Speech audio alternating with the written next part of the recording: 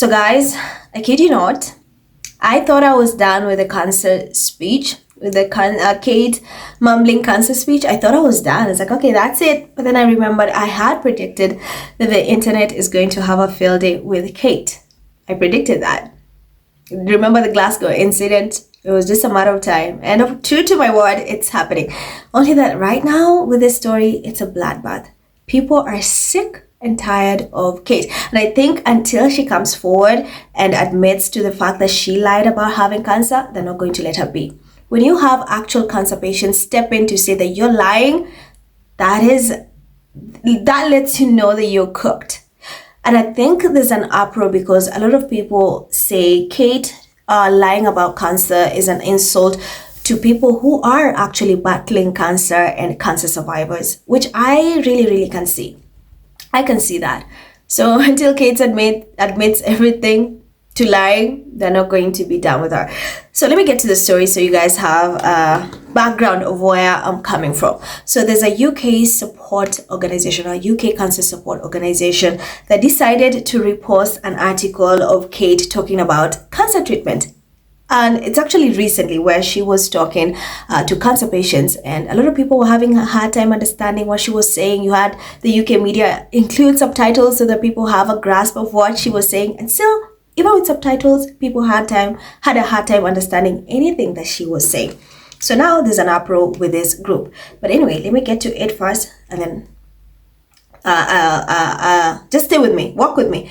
So you have Cancer Support UK. For anyone who was wondering, what's that? What do they do? So they provide practical and emotional support to people living with and beyond cancer. So they reposted a BBC article that says Kate, Princess of Wales, talks of life-changing cancer treatment. So here's what this Cancer Support UK team said. We're deeply grateful to Her Royal Highness, the Princess of Wales, for speaking so openly about the emotional impact of cancer. Many find the hardest part comes after treatment ends. Our free cancer coach service is here to help. So now, here's the divide. People are upset with this. First, they're saying, why are you gaslighting? Why are you using this person to gaslight your community? This person does not have cancer. Why are you using? Then we did not even hear anything she had to say. Why are you here praising? Out of everyone you could have used to put on in front of your article or page, you chose Kate. And you even had actual cancer survivors and actual people battling cancer step in the comments and say, no, this woman is lying. I have stage 4 cancer, I have stage 2, I have this, I'm in chemo, this is what's happening. And I think there was also an uproar where she said, oh, you need to take a break, whatever. A lot of people saying, you live in a palace. You don't even know the hardship of a normal citizen. They have to battle cancer, they have to go work, they have to provide for their families. You don't know anything. You are not relatable at all. So there is a bloodbath and people are gunning for Kate. Anyway, let me just get to the comments. I don't want to waste your time. Let me get to the comments so you guys understand. You guys can see for yourself what I'm talking about. I filtered so many comments I didn't want to include because they were really bad, but I managed to get a few, so let's get into it. Snarky says, I will bookmark this. It will be needed when the truth is exposed. Precancerous cells is not cancer and is not treated with chemotherapy. I believe cancer organizations should not participate in this dangerous misinformation that is being churned out by Kensington Palace for PR.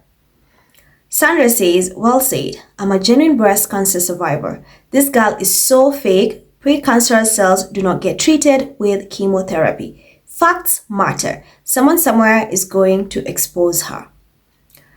Snowfall says, as someone who actually had cancer, watching her dog and pony show is embarrassing.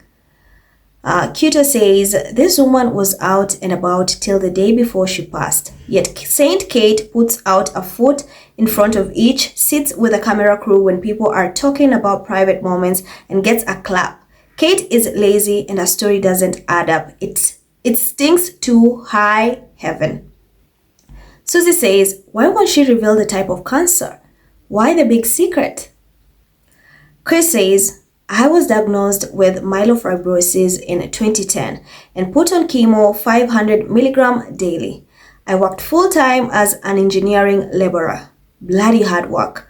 I am now retired but still take 500 to 1000 milligram chemo daily. This woman just hasn't got a clue on how cancer affects ordinary working class people. Celia says, oh, please, find a better poster girl, perhaps a normal mother of 3 who hasn't got immediate private treatment, who hasn't has been able to take as much time off as she wants and choose what work she wants. For example, a Wimbledon trip. Maud says, she said nothing. The only emotion you get for treating precancerous cells is joy and gratitude. And then you have, Vox says, it is very sad indeed that she continues to lie about her cancer. It really is an insult to those who actually have cancer. Bella says, so the treatment has ended or not because the media keeps saying Kate still has cancer. That's why she can't go to engagements. Also, to be clear, did the treatments include being in nature, getting lots of sunshine, and drinking plenty of water? Asking for a cancer friend. Viva says, all bullshit. Pre-cancerous cells and the best medical care in the world with no waiting lists and private hospitals. Why glamorize her experience? It's just pathetic PR. Avelina says, shut up, cancer fraudster. You never had cancer. Stop mumbling rubbish. Esline says, you are all being complicit in the gaslighting and compromising your organization in the process. Simari says, you understood her mumbles? I'm surprised you support this farce. A lot of people are. And then whatever says, do we really want a future queen that can lie so effortlessly? Let me tell her how chemo really works.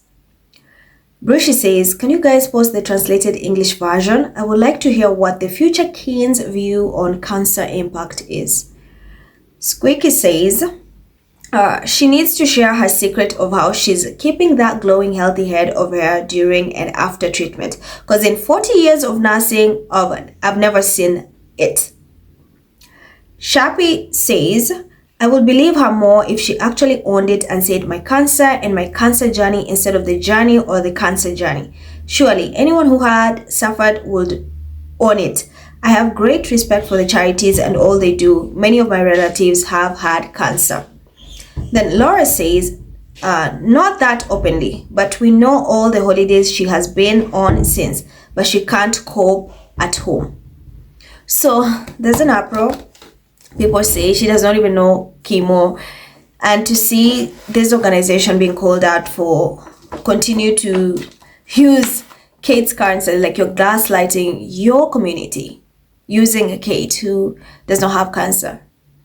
That is PR. You're doing PR for the palace. So till Kate comes forward and accepts the fact that she does not have cancer, it's still going to be a bloodbath. She's still going to be called out.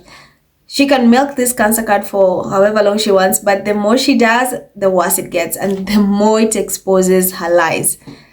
And the people are very good at calling things. People are not stupid. Okay, thinks people are very stupid. She can say something, gets away with it, thinks, they'll forget it the next day. People are not kids. You lie to them today and tomorrow they've literally forgotten.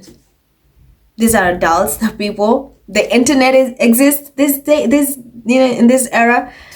People keep track of everything. So that's the story, guys. Let me know what you think in the comments. Thank you so much for watching. Remember to like, share, and hit that subscribe button. I'm Emerald. Stay safe, and I will see you in the next one. Bye.